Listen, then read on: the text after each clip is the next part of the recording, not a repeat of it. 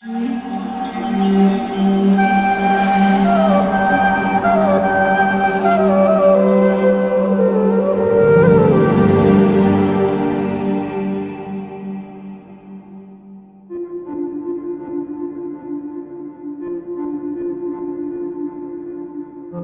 all available literatures, the Vedic literature of ancient India are the oldest on earth. These Vedic teachings have maintained their viability and universal appeal for more than 5,000 years.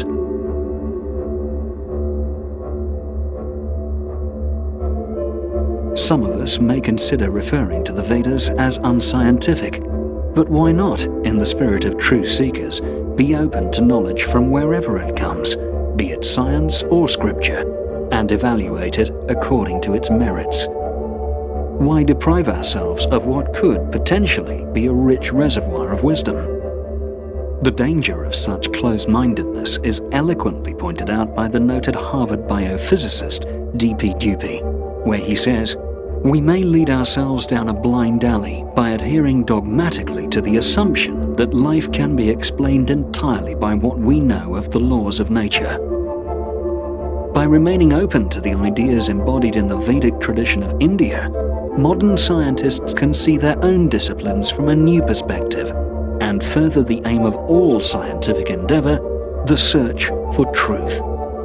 The wisdom traditions have a lot to say about interiority, about the subjective world. Science is really good about the objective world. In order to know the comprehensive world, we need to combine both of those in some meaningful way. So one of the reservations that I might have about looking to the ancient Sanskrit texts for scientific knowledge is, first, we have to understand that when, say, the Upanishads or the Puranas even describe the natural world, they're describing it for very different reasons than, say, modern scientists are.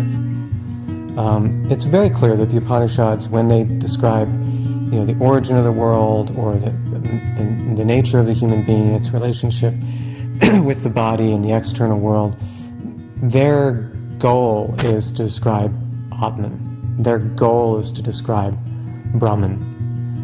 Even in the Purana known as the Bhagavata Purana, which I've studied a little bit, it's very clear that among all of its very detailed and elaborate descriptions of the Earth and the heavenly planets and lower planets and the structure of the cosmos, the aim is always to get a sense of what the nature of the Lord is, Bhagavan Sri Krishna. The aim is not simply to describe the natural world for its own sake. That doesn't mean that the way that they were describing the world is inaccurate or accurate. But it's important to keep in mind aims and intentions when you're looking at any type of literature, any type of book. And if we open-mindedly study the Vedic literature, especially the Bhagavad Gita, we will discover the wisdom therein to be surprisingly systematic and even scientific in the broadest sense of that term. The Bhagavad Gita is the preeminent philosophical masterpiece in the Vedic library, and its wisdom has been acclaimed by thinkers like Emerson and Thoreau and scientists like Einstein and Oppenheimer.